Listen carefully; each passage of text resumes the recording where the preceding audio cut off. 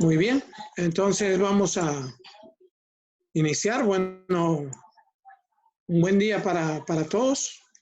La clase es homilética avanzada. Para los que están escuchando por primera vez esta clase, estaremos hablando o haciendo el curso de introducción a la teología de la comunicación, basado en un documento que ya les voy a mostrar básicamente.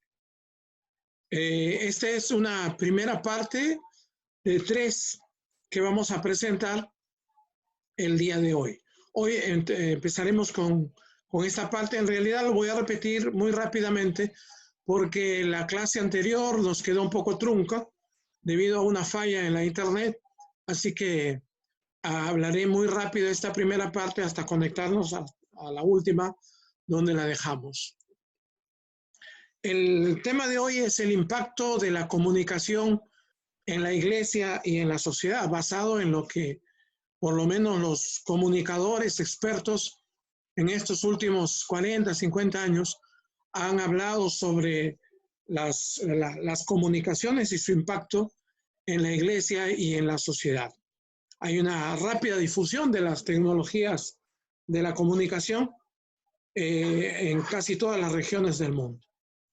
Llevado por el desarrollo del microchip, los dispositivos de las telecomunicaciones se han hecho más baratos por una parte, más pequeños y más simples al uso. Hoy se habla de la nanotecnología que nos permite acceder muy rápidamente a estos medios y en distintas partes del mundo. Básicamente hablamos de las redes, tanto las redes de datos, de voz, como las redes de transmisión también. La infraestructura sola no es la que ha cambiado nuestra manera de vivir. Junto con esto también la comercialización de las redes de comunicación y equipamientos crecen al mismo tiempo y traen consigo la programación de estructuras, publicidad y lo que llamaríamos una cultura de comunicación de masas. Esto lo hemos hablado ya en las clases anteriores, de modo que avanzaremos. Nos interesa mostrar 9 áreas del influjo de los medios masivos de comunicación, basado en lo que los investigadores han descubierto sobre el impacto de medios de comunicación relativamente viejos o antiguos, como la televisión. Nosotros podemos conseguir un sentido de cómo este creciente mundo de la comunicación está afectando a la sociedad humana en general y a la teología en particular. De modo que nos basaremos en lo que los expertos en la ciencia de la comunicación han señalado. Y hay un documento del cual hemos tomado como base, basado en una conferencia dada en Tailandia del 7 al 9 de mayo del 2001, un documento presentado en el Instituto para la Comunicación Social de los Obispos de Bangkok. Claro, estamos hablando de la Iglesia Católica. Básicamente era el Departamento de Comunicación de la Iglesia Católica, llevado en Santa Clara, en la Universidad de Santa Clara, en Estados Unidos. Los gráficos y las imágenes han sido tomadas de Google Imágenes y lo hemos editado para mejor comprensión de la gente. Muy bien. Tomaremos primero las fuentes del conocimiento. Voy a ampliar un poquito la diapositiva para que podamos todos verlo mucho mejor. Si hay algún problema, por favor me avisan los estudiantes para poder corregirlo. Creo que todos están viendo.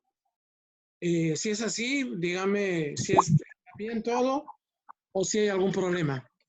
Sí, pastor. Sí, se ve bien, pastor. Buenas noches. ¿Estamos bien? Sí, Ok, pastor. ok. Gracias. Muy bien. Voy a sacar lo que no va. Ok. Entonces,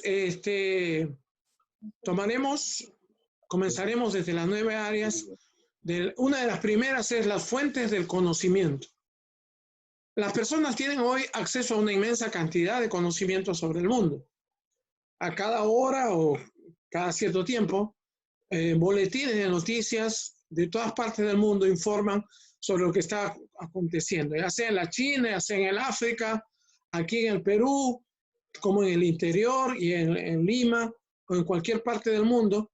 En tiempo real estamos nosotros viviendo las noticias. Es decir, cada vez estamos viviendo lo que se hablaba de una aldea global.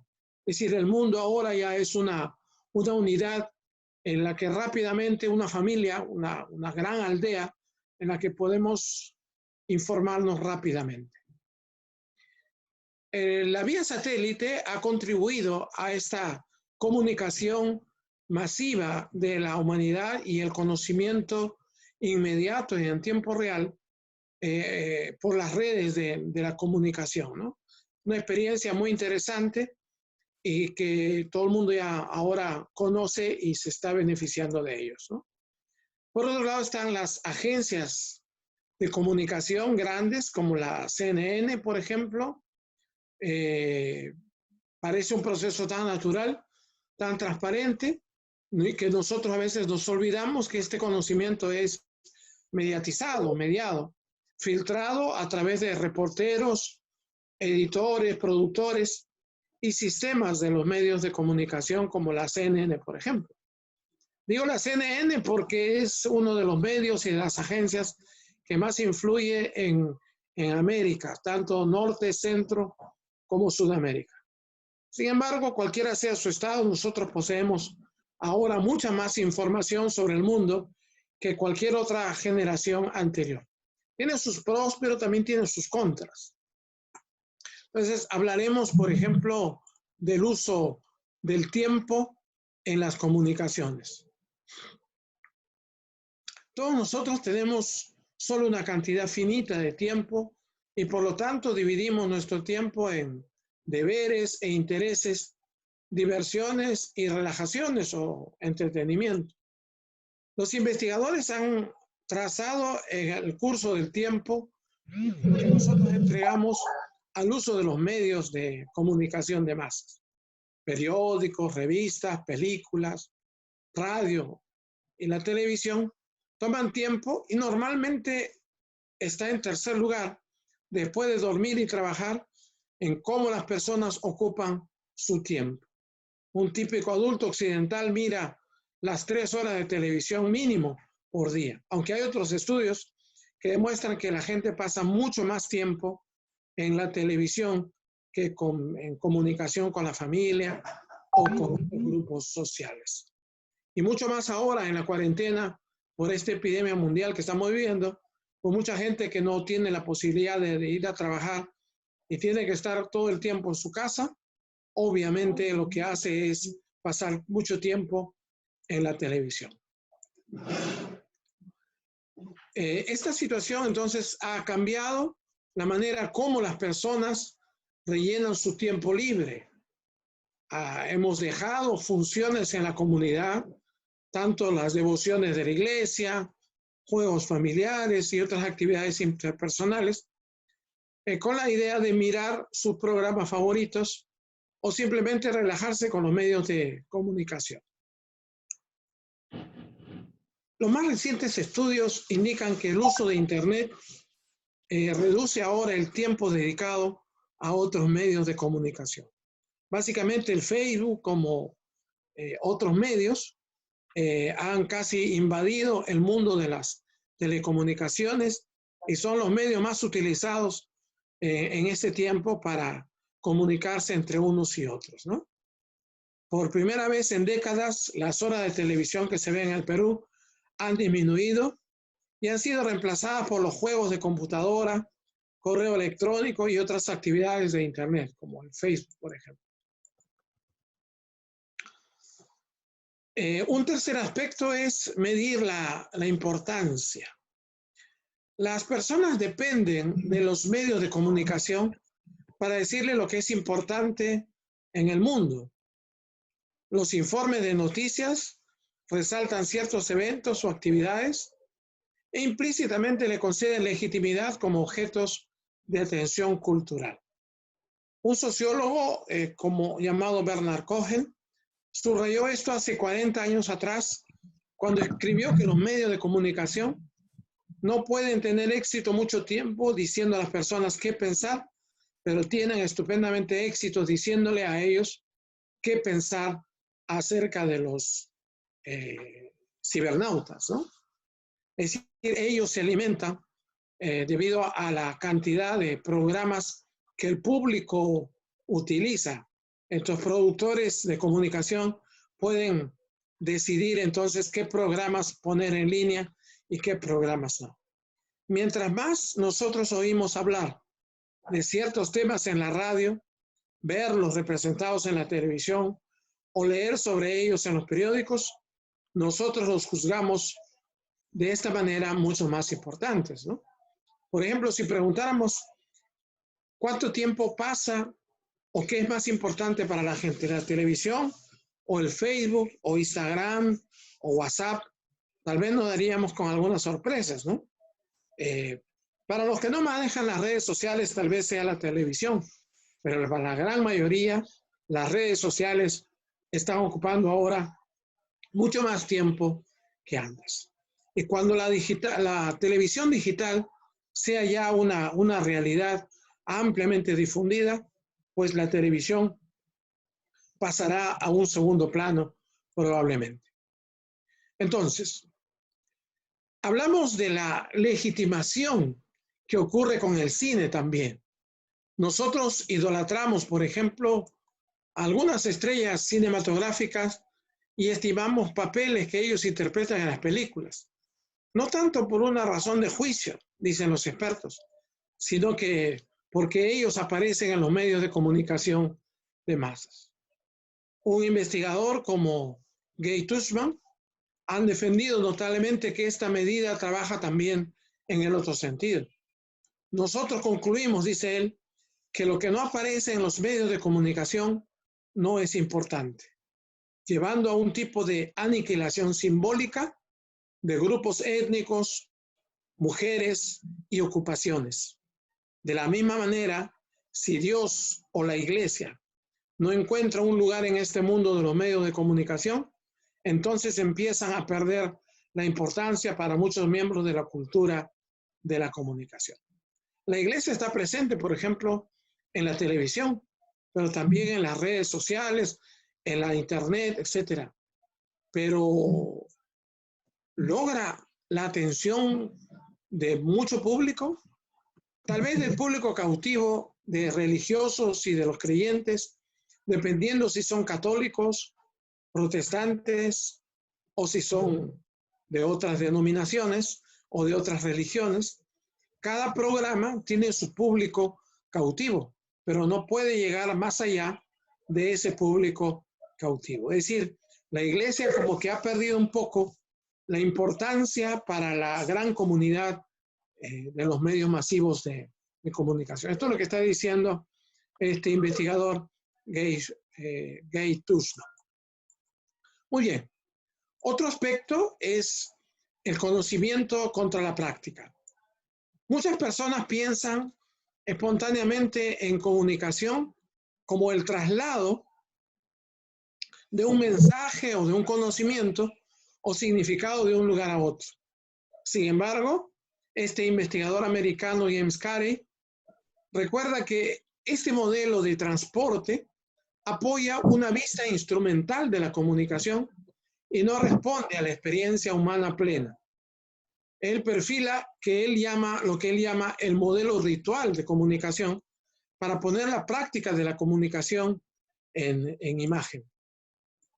Déjenme minimizar esto que ya me está molestando un poco.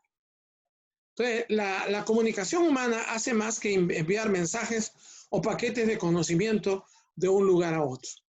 Una de las razones, y déjenme explicar esto un poquito en detalle para el público en general, de por qué he puesto casi todo el texto, que no es conveniente en un PowerPoint, porque va a quedar para información del resto de los estudiantes y por eso lo hacemos, ¿no? Para que no quede solamente en el texto oral, sino quede también como texto escrito. Eso es en cuarto punto. Hay otro punto más dentro de este aspecto que estamos hablando, que incluso el uso de medios de comunicación de masa da forma a un ritual para las personas. Rituales como leer el periódico por la mañana, mirar ciertos programas favoritos en la televisión. Yo lo hago, por ejemplo, en las mañanas, veo las noticias, o algunos escuchan radio mientras manejan hacia el trabajo en su propia movilidad, todos ritualmente conectados a una comunidad más amplia. En la imagen tenemos ahí a Vargas Llosa, el Nobel de la Literatura, leyendo El País, que es un diario de España. Y pues la gente, además de ocuparse del conocimiento, nuestra comunicación construye también una comunidad, es decir, un proceso que produce también sus propias formas indirectas del conocimiento o del saber. Bueno, algunos son fanáticos, por ejemplo, digo fanáticos o lectores o asiduos oyentes de exitosa radio aquí en Perú, otros de otros programas como la de Philip Butter, por ejemplo, otros de Canal 2, Canal 4, Canal 5, Canal 7, en fin, cada uno tiene su programa y su canal favorito. De alguna forma, entonces, todos los radioyentes de una emisora o todos los televidentes de un programa constituyen, digamos así, digitalmente, una comunidad en la que todas las mañanas o todas las horas en que ven el programa en especial, prácticamente como si vivieran un ritual, ¿no? Ya veremos un poquito más en detalle lo que es el ritual. Muy bien, hablamos de la expresión eficaz. Los medios de comunicación de masa también enseñan a las personas que cuenta como la buena expresión. Es decir, la televisión nos ha dado declaraciones cortas, claras, que captan la atención y resumen una posición o una postura. La misma publicidad proporciona, por ejemplo, eslóganes para identificar los productos y animar la lealtad a la marca. Pocas personas hoy trabajan a su manera a través de un argumento sostenido. Solo una élite que ha mantenido la primacía de lo impreso haría eso, ¿no? Esto no quiere decir que los medios de comunicación de masa no puedan tratar problemas serios o complejos. Ellos lo hacen, pero en los modos de expresión bien acomodados a su naturaleza y en algunos casos a sus intereses también. Por ejemplo, a través de la narración, las imágenes y el discurso emocional, o las gráficas o los videos, ¿no? Es decir, tratan de comunicar de manera activa a fin de que la comunicación sea más eficaz. A diferencia de un curso como este, es un poquito menos variado, ¿no? La medio de comunicación de masa tienen que combinar diversas formas de expresión para mantener la atención de la gente. Muy bien. Lo hacen, por ejemplo, poniendo problemas serios ante las personas en formatos accesibles. Los medios de comunicación de masa se han vuelto un tipo de foro virtual en el que las personas discuten y debaten problemas de actualidad. Y uno se siente como parte del público cuando está frente a un foro cultural, a una discusión en grupo. Entonces, el complemento menos atractivo de esto es que los problemas presentados en otras formas, como textos escritos, discursos estrechamente razonados, no pueden ser prontamente recibidos. De ahí la importancia de que ustedes, como alumnos, como también participantes de esta charla, puedan participar, de modo que podamos conversar y hacer mucho más activa y más amena esta clase. Si se convierta no en una clase unidireccional de mi parte hacia ustedes, sino en un foro de discusión. Ya para eso hemos dejado algunas tareas a fin de que ustedes puedan ver una película que les hemos encargado o que puedan leer un texto y traer algunas preguntas. Ya vamos a entrar en esta fase de manera inmediata en breve. Entonces, en cuanto a los líderes de la iglesia, todos deberíamos notar esto, ya que la mayor parte de las enseñanzas oficiales de la iglesia vienen en la forma de largos textos escritos cuando los lanzamos por internet, a través de una página web o cuando escribimos algún libro, ¿no? Hoy incluso los libros ya no son esos mamotretos grandes de 500, 600 páginas, sino más bien libros no más allá de 100 páginas. Si fuera menos, mejor. Digamos unas 70, 80 páginas es lo que la gente puede leer. Es decir, ya la gente lee menos. Tal vez por un influjo de las redes sociales es que leemos menos, porque nos estamos acostumbrando a formatos breves, comunicaciones muy breves y rápidas, ágiles, y pasamos a otra inmediatamente. Y si son textos muy largos, inmediatamente cambiamos de canal o cambiamos a otra red para ver otro tipo de noticias. O simplemente las ignoramos y los pasamos. Esto lo digo porque nuestro curso tiene que ver con la teología de la comunicación y tenemos que escuchar a estos comunicadores expertos qué es lo que ellos nos aconsejan para ver cómo adaptamos nuestro mensaje a la realidad de los medios de comunicación actuales. Uno de los problemas serios es, por ejemplo, el lugar. Hoy con las redes, aun cuando hablamos en tiempo real y nos comunicamos con otros, el tema del tiempo y del lugar sigue estando todavía en nuestra mente.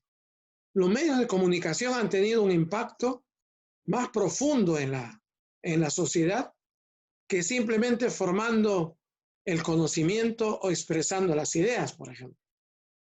Hay un investigador como Joshua Meirowitz ha mostrado que los medios de comunicación como la televisión, las películas y la radio cambian nuestro sentido del lugar de dos maneras. Siempre preguntamos nosotros, cuando hablamos por teléfono o alguien nos llama, preguntamos, ¿y dónde estás? Cuando te llama un familiar, ¿y dónde estás? Es decir, como que nos perdemos espacialmente y necesitamos ubicarnos en el espacio, aunque sea imaginariamente, para poder ubicarnos. ¿Por qué? Porque estamos acostumbrados a una comunicación frente a frente, cara a cara. Y como ustedes saben, muchos que hemos escuchado comunicaciones en voz alta de otras personas que están hablando por teléfono y escuchamos que le preguntan, aunque no escuchamos, a veces entendemos que le están preguntando, ¿y dónde están? ¿Dónde estás? Le dice la persona que está contestando el teléfono. Y la persona que está hablando miente. Está en el carro y dice, no, estoy en un parque. No, estoy en un tal sitio, estoy en mi casa. Y claro, todos estamos escuchando y volteamos a mirar cómo miente esta persona, ¿no? La persona que está oyendo no tiene posibilidad, salvo por los ruidos, de saber si es verdad o no. Entonces nosotros experimentamos un tipo de bilocación virtual, es decir, nos ubicamos o queremos ubicarnos virtualmente en el lugar donde la otra persona está. Estando sentados incluso cómodamente en casa, nosotros simultáneamente miramos lo que pasa en el mundo y casi nos hacemos una realidad y vivimos la noticia. Pues sentimos, lloramos, nos molestamos, nos amargamos con alguna noticia, si es una noticia o algo. Muy bien. Pasaremos entonces, si hay alguna intervención, me avisan nomás en cualquier momento. Esta habilidad de ver también más allá de nosotros mismos lleva a las personas a esperar ver, es decir, tener un punto de acceso a lo que antes ellos no podrían tener. En las generaciones anteriores, en el pasado, las personas experimentaban solo lo que su estado social les permitía. La gente del pueblo no actuó recíprocamente con sus gobernantes, incluso tampoco con los oficiales de la iglesia de más altos cargos. Es decir, no había esa posibilidad que ahora hay. Lo que había era un absolutismo, tanto la iglesia como los gobernantes decían y los demás tenían que escuchar y acatar simplemente, ¿no? Era más unidireccional, diríamos así, la comunicación. Hoy, pues, la privacidad se está perdiendo. La costumbre de ver por todas partes, por el mundo, entre bastidores, las intimidades de la vida de otros, como también dramatizados para película y televisión, cultivó la expectativa que las personas deben ver por todas partes. ¿Qué podemos ver? ¿Qué deberíamos y qué no deberíamos ver? Ahora, por ejemplo, en Perú, los motines de las cárceles lo vemos casi en tiempo real. Entonces, yo digo, ¿estará bien?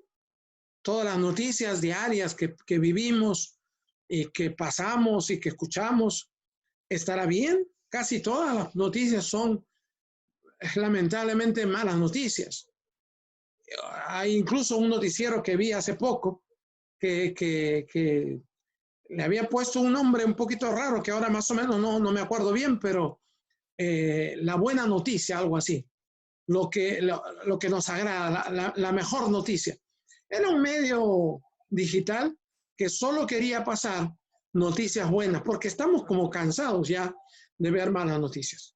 Pero a donde voy con este tema en este momento es con este tema que nosotros conocemos como los paparazzis, ¿no? Es decir, los comunicadores que no dejan libertad ni privacidad a los personajes públicos. Por eso todas las personas han perdido el sentido del lugar que conlleva un respeto a la privacidad de los otros, que lleva a un respeto casi automático hacia la autoridad también. Hoy personas esperan saber hasta los detalles más íntimos de la vida de los políticos, actores e incluso del clero. Una posición exclusiva no garantiza el respeto. Es decir, que un paparazzi descubra cómo una persona está sacándole la vuelta, un personaje está sacando la vuelta a su pareja, a su esposo, a su esposa o a su novio. No sé hasta qué punto es un problema ya de ética, de si es bueno o no es bueno informar y televisar, fotografiar o incluso transmitir la vida privada de la gente. Claro, está sujeto a penalidades, obviamente, si los personajes públicos así lo desean.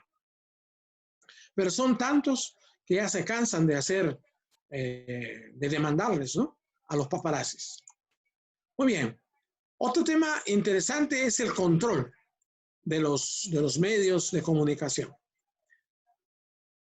Ahí hay una mano que digita. El advenimiento de los medios de comunicación de masa y ahora de tecnologías digitales como la Internet ha cambiado el control de la información. En el pasado, los gobiernos y organizaciones como la Iglesia ejercían un grado de control sobre la información que editoras podrían publicar, qué ciudadanos podían hacerlo público, incluso qué personas podrían leer, qué libros se podían publicar o no. Había lo que se llamaba el nihil obstat, es decir, el sello que tenía la autoridad eclesial para poner sobre el libro, que primero lo leían, es decir, el autor tenía que darle a la iglesia y luego la iglesia lo leía.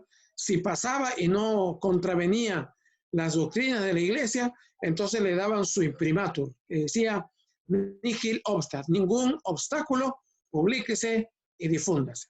Pero si el libro era controversial y iba en contra de la política estatal o de la iglesia, pues le negaban la publicación, incluso mandaban a buscar esos libros apócrifos, los reunían y en la plaza pública los quemaban porque no eran dignos de ser publicados. Sin embargo, las estructuras corporativas de las industrias de noticias y del entretenimiento han arrebatado esa función del control fuera de los gobiernos y han exigido el derecho de publicar o no publicar la información. Ahora está pasando un tema muy interesante que tiene que ver, por ejemplo, con la tecnología ya no del 4G, sino del 5G. Antenas que están poniendo para promover, para divulgar, para extender las señales de Internet. Solo que los especialistas, los críticos, están señalando que este 5G es el que es tecnología más moderna, más avanzada que la del 4G. Yo tengo en mi celular, mi iPhone solamente hasta el 4G y no pienso ponerme el 5G, salvo que me obliguen. porque la tecnología del 5G es una tecnología de señal que permite ampliar y difundir no solo las comunicaciones, sino también puede captar la información privada de la gente, de todos los que de alguna forma estamos transmitiendo. Hoy ya hay un control, por ejemplo, de Facebook, de otros, por WhatsApp, controlan la información y pueden saber todo lo que nosotros estamos diciendo, y lo que no nos conviene, no les conviene, lo borran simplemente, es decir, sin permiso nuestro, pueden borrar toda la información.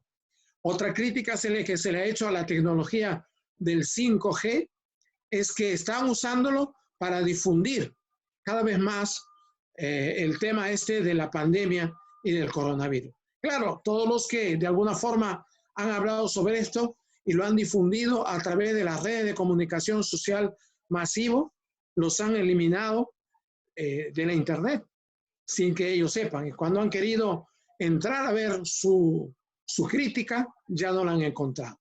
No sé si esta que estoy hablando va a mantenerse en el aire o no, pero lo que queda claro es que hay un control de todas las comunicaciones. Entonces, ¿hasta qué punto la tecnología del 5G vale o no? ¿Hasta qué punto nos controlan? ¿Hasta qué punto todo está digitalizado? Ya nos controlan las noticias a través de las grandes agencias de comunicación, como la CNN, como la BBC, como cualquier otra agencia de información, Reuters, etcétera, ¿no? Bueno, lo dejamos ahí como para reflexionar.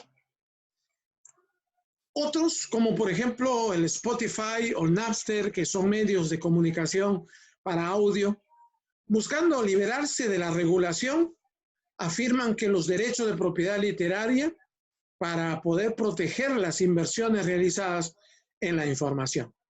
Sin embargo, las tecnologías digitales han animado incluso esto, como lo han mostrado los recientes casos judiciales que involucran, por ejemplo, a Napster y Spotify y otros programas para compartir música. Las iglesias también han perdido control sobre las publicaciones. Son muy pocas los que buscan ahora un imprimatur, ¿no?, de la iglesia, en este caso la iglesia católica. La internet hace posible que virtualmente cualquier persona pueda publicar materiales religiosos en línea, como lo puede mostrar una breve mirada, por ejemplo, a los resultados de buscar la palabra evangélico en la web, o secta, o iglesia, y tú vas a encontrar en la web cosas que cada medio te dice, y cada uno puede publicar, como lo hace, por ejemplo, ahora mucha gente a través de la enciclopedia virtual y pública, como la Wikipedia, por ejemplo, ¿no? De ahí que muchas universidades han optado por no permitir el uso de la Wikipedia en la edición de libros o en la redacción de tesis y monografías, por no favorecer una información adecuada o por no ser muy confiable, porque cualquiera puede entrar y puede modificar la información. Pero de lo que estamos hablando es que todo el mundo tiene ahora la posibilidad de poder comunicarse libremente sin el control. Eso de libremente entre comillas, hasta que otra vez los grandes medios de comunicación y las grandes empresas transnacionales traten de controlar toda información. Lo que creen que es bueno, lo que creen que no es bueno. 50 años de televisión y casi más de 100 años de cine han llevado a constituir un público muy sofisticado, dicen los comunicadores. Las personas no toman ya ingenuamente cualquier cosa que vean. En cambio, seleccionan los programas según sus propias necesidades y los interpretan de acuerdo a su particular perspectiva social, económica, educativa, o lo que llaman también perspectiva de género, ¿no? Es decir, cada uno elige lo que quiere. Por ejemplo, los que vemos algún programa en Netflix, hay programas de todo tipo, para todo público. Y uno elige qué programa ver. Hay también programas más científicos, hay programas de entretenimiento, hay cine, hay series de televisión, hay cosas hasta que para mí podrían parecer ridículas, pero para otra gente no. Hay incluso pornografía que la gente paga para ver. Es decir, el público ahora de las redes sociales y de los medios masivos de comunicación es un público más sofisticado. Es un público que elige qué ver y qué no ver. Ahora con el control remoto de la televisión pueden elegir lo que están viendo y cambiar de un canal a otro si no le gusta la información que está recibiendo o el entretenimiento que está viendo, cambia a otro de manera muy rápida. Y los hombres, los varones, tenemos esa manía de ir cambiando, sin importar qué programa ver. Por ahí en algún programa nos quedamos. Por otra parte, muchos miembros de la audiencia se acercan a los productos de comunicación de masa con una cierta sospecha de los motivos de los productores y anunciantes, de los reguladores gubernamentales, de cualquiera que intente forzar una conclusión acerca de ellos. Este mismo programa que yo estoy transmitiendo ahora, este curso de homilética avanzada, está siendo crítico de la comunicación. Incluso los creadores y productores de programas de televisión, déjenme sacar esto, pueden determinar menos que en tiempos pasados el mensaje que ellos transmiten. Es decir, pues tienen que valerse ahora de los ratings para ver qué conviene pasar, qué conviene transmitir, qué películas hay que crear para el público de acuerdo a las preferencias del público. Más bien en sus programas, ellos entran en una prueba de interpretación con el público. ¿Esto qué significa? No significa que no puedan manipular o dirigirse los públicos, pero sí que los públicos irán en la dirección deseada por un productor del programa mucho más despacio. Los miembros del público llevan esas habilidades en ellos. Quiero minimizar esto, perdón. Llevan esas habilidades en ellos, por lo tanto, la iglesia debe esperar la misma sospecha también y sofisticación ante su comunicación, es decir, el público está más sofisticado, incluso de sus feligreses en una homilía del domingo, en una predicación del domingo. Ahí he puesto una imagen que alguien puso en la internet. Es una crítica a los televangelistas, telepredicadores o a los predicadores de la prosperidad. ¿Puede el diablo predicar? Ya de frente están diciendo que el predicador es un demonio, ¿no? Esos que dicen decreto, yo decreto tal cosa, ¿no? O su mensaje es, tú vales mucho, solo pide lo que quieras, decreta y Dios te lo va a dar. Dios te llamó a conquistar y a reinar. No tienes que orar, solo tienes que confesar. Decláralo y recíbelo.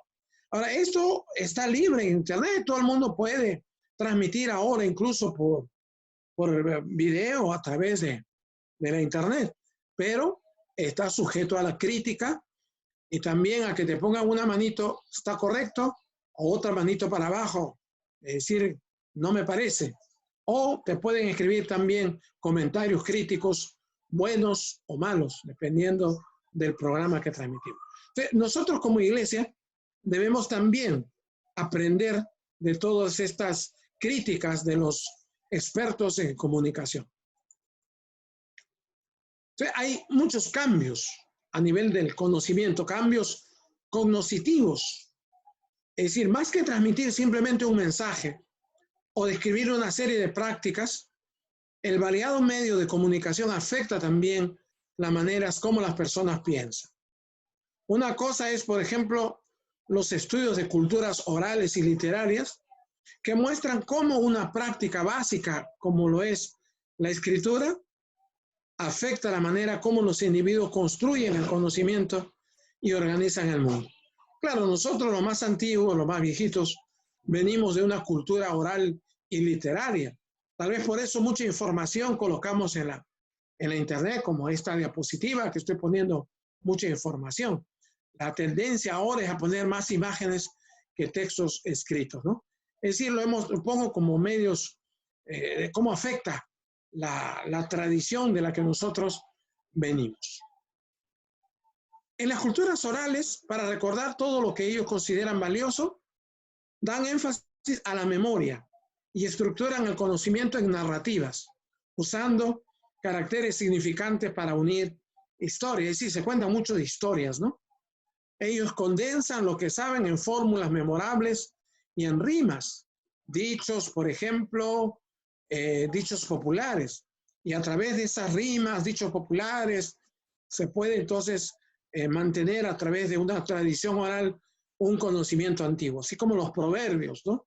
En la antigüedad, los proverbios de Salomón, o los proverbios populares que todavía hasta hoy nosotros tenemos. Algo así como camarón que se duerme, se lo lleva la corriente, ¿no?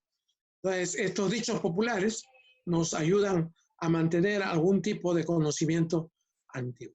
También los que están influidos por los medios de comunicación oral y escrito se atienden a los eventos y personas concretas y tienden a operar en tiempo presente, ¿no? La historia de una cultura oral está presente en sus miembros. Para esto es que sus miembros relatan o retienen, los eventos pasados en la memoria. Una cultura oral desarrolla la memoria esquemática y también las prácticas del grupo, casi como ritos, para garantizar la integridad de su memoria a través de su comunicación. Es decir, el padre de familia, el abuelo, a la hora de dormir, se reúne con los nietos para poder contarle algunas historias. Y de esa manera transmite un conocimiento, ¿no? En cambio, en las culturas con escrituras, conocen el mundo de manera muy diferente. Se vuelven más analíticas cuando separan su conocimiento de la memoria, poniéndolo por escrito. Es decir, otra cosa es ya la redacción escrita del conocimiento, ¿no? Con la distancia que un texto escrito proporciona, los literatos pueden examinar críticamente lo que cada uno de ellos sabe. También pueden extender su conocimiento compartiendo los materiales escritos más allá de las distancias y aumentando el número de personas que participan construyendo. Perdón, me está molestando mucho, no quiero interrumpir, pero pueden extender el conocimiento compartiendo los materiales escritos más allá de las distancias y aumentar el número de personas que participan construyendo el conocimiento. Yo le envío un texto a alguien, sobre todo si es un texto libre, sin derechos de autor, o con lo que se llama ahora el copyleft, a diferencia del copyright. Yo le mando un texto, la gente lo puede editar, ampliar, mejorar y también seguir difundiéndolo gratuitamente entre el público. Pero cuando un texto ya fue lanzado, ya el autor, según los expertos básicamente en semiótica, el autor desaparece y ahora está el texto que se convierte casi como el autor presente en el texto, desaparece el autor, ya no hay congenialidad, no estoy mirando directamente al autor, lo que estoy mirando es el texto del autor. Si lo leo en voz alta, yo escucho al autor a través de mi voz. O si leo el texto escrito, como en el caso de la Biblia, me imagino al autor, pero no está el autor. Ya solamente es el texto y yo. Entonces, las culturas con escritura organizan también diferentemente las cosas. La organización no necesita seguir rimas o proverbios o dichos populares o agrupaciones concretas. Es decir, no necesito un grupo de gente, ¿no? En cambio, la comunicación escrita se pone tal vez mayor énfasis en lo abstracto, siguiendo, por ejemplo, el orden alfabético. Como leer y escribir se difunde más ampliamente a través de la disponibilidad mayor de libros baratos producidos por la imprenta. Miren esa imagen ahí a la izquierda suya en televisión. Es una imagen que parece, a mí me hace recordar a casi Cervantes o o Don Quijote de la Mancha, o un hombre ilustrado, ¿no? Pero es puras imágenes construidas con libros, de manera muy artística. Entonces, las culturas instruidas exageraron los efectos de la escritura. Por ejemplo, cambiaron la capacitación del aprendiz o la memorización de erudición cultural a la lectura de libros. Aprender se volvió más privado y nuevos hábitos de pensamiento se divulgaron. Cuando Europa Occidental vio el periodo de la Ilustración. Con la Ilustración queremos decir, por ejemplo, ese movimiento cultural e intelectual primordialmente europeo que nació a mediados del siglo XVIII, y duró hasta los primeros años del siglo XIX, en Francia, Inglaterra y Alemania, básicamente. Es el periodo del racionalismo, el periodo del cultivo de las ciencias, es el periodo de la modernidad, ¿no? Inmediatamente después de la modernidad se llamó ese periodo la Ilustración, con los grandes como Kant, Hegel, Marx, Freud, etcétera, etcétera. Todos estos maestros de la sospecha.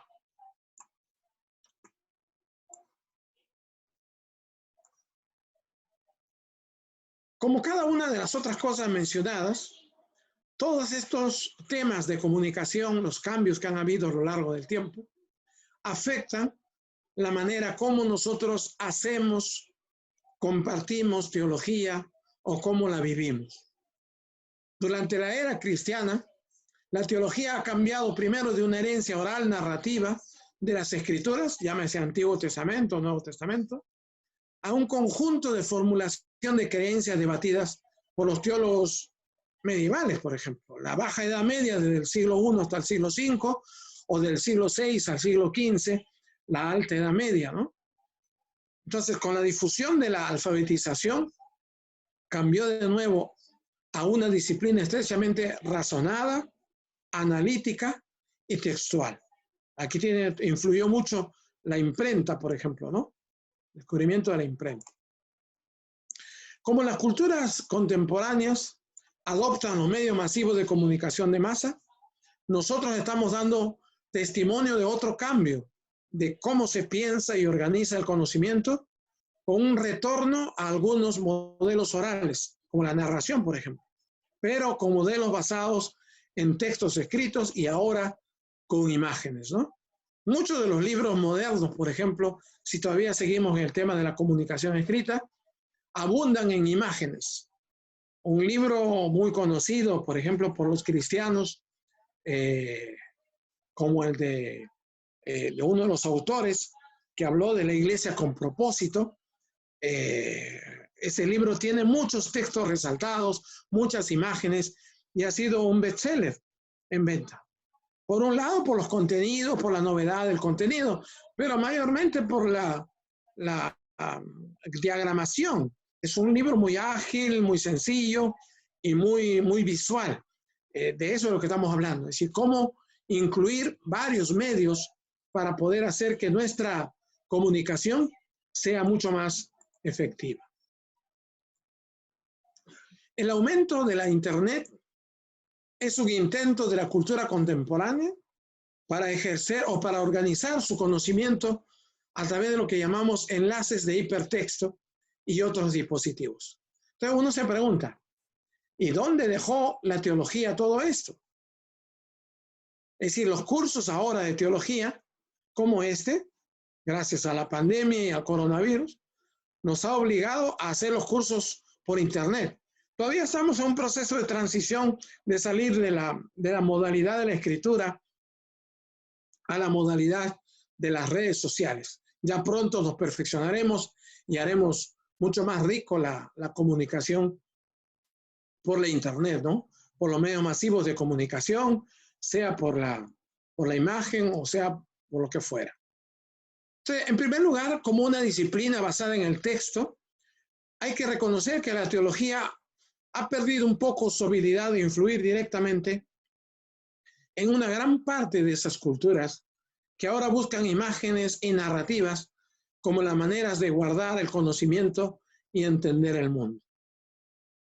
se ha vuelto cada vez más el dominio de especialistas. Es decir, ya los comunicadores son los que tienen mayores ventajas para poder transmitir algún mensaje a través de las redes sociales, la internet en general, a través de YouTube o a través de, qué sé yo, una página web o los blogs, por ejemplo, ¿no? Todavía los blogs están entre el texto, entre la escritura y la imagen. Pero cuando uno lo matiza ya con imágenes, sea de YouTube, o sea de Vimeo, o de cualquier otro medio de, digamos, digital de video, entonces hace mucho más amena la información. Para el público, si todo fuera con video, sería muchísimo mejor, ¿no? En la teología, nosotros como teólogos tenemos que incorporar también en nuestro conocimiento las técnicas, los problemas de la comunicación contemporánea, digamos, y poder adaptar nuestra forma de hacer teología a estos medios de comunicación. Eso en primer lugar. En segundo lugar, hay que reconocer que la teología ha dejado de ser una fuente de conocimiento para muchos que juzgan la teología académica insignificante, que no aparece en el mundo de los medios de comunicación en el que tantos viven. Voy a minimizar un poquito el video por si quieren mandar algún chat, tal vez, a lo mejor yo no lo estoy viendo, ¿no? En tercer lugar, también dando énfasis al conocimiento sobre la práctica y exigiendo la adición de los públicos, el discurso teológico se vuelve cada vez ampliamente irrelevante para el mundo moderno. Es decir, si solo nos quedamos en los textos escritos o en el mensaje oral o en la conferencia nada más, entonces sí vamos a tener un problema. Necesitamos hacer mucho más dinámico y tenemos que entonces formar, yo diría, una idea muy buena sería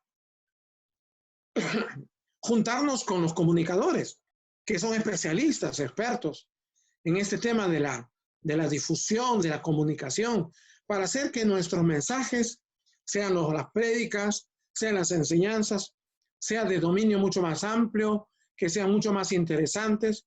Yo tengo varios amigos que son comunicadores expertos y que me están ayudando incluso para ver cómo deberíamos nosotros comunicar mejor. Ya les voy a pasar luego la información a los estudiantes de aquellos comunicadores que están ayudando en este tema.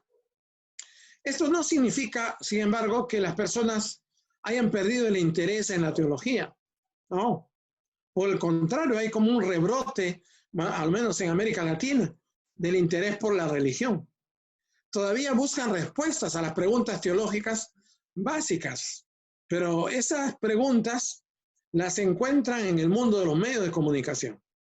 Entonces, la pregunta que se hacen los expertos es ¿cuántos teólogos o funcionarios de la iglesia habrían predicho incluso hace 10 años el intenso interés en la angelología, como lo vemos en el popular programa de la televisión Tocado por un Ángel, o este otro programa de Sid Roth de Estados Unidos, Es Sobrenatural, o el Anticristo, o la profecía, o Satán, ahora en Netflix, ¿no? O muchos temas del diablo. Sí, la angelología, hablando de los ángeles buenos, pero también de la demonología, que es la parte negativa de la angelología, o los ángeles caídos. Ahora hay muchos programas en televisión, en las redes sociales, acerca de este tema. Y es un tema religioso, básicamente. Pero no nos imaginábamos que eso podría ser de un gran interés del público. Claro, ya se prestará a interpretación de cada uno de nosotros. Tanto el cine como la televisión constantemente muestran el problema del mal en el mundo, representado por los demonios y otras amenazas de una presencia benévola también fuera del mundo humano. A menudo visto en los visitantes del espacio exterior, como E.T., por ejemplo, y otros, ahora los ovnis. y de la posibilidad de un salvador, como en el caso de Matrix, por ejemplo, ¿no? Es decir, está a través de la televisión o la televisión y la radio y el cine, han incorporado temas religiosos. ¿Por qué? Porque el mundo está reviviendo, renaciendo otra vez a esto que llamamos la religión o el reencantamiento de la religión después de la secularización en el mundo. Los escritores, productores, directores y las personas de los medios de comunicación se han convertido, entre comillas, los teólogos de hoy, en la medida en que direccionan las preguntas importantes de la teología.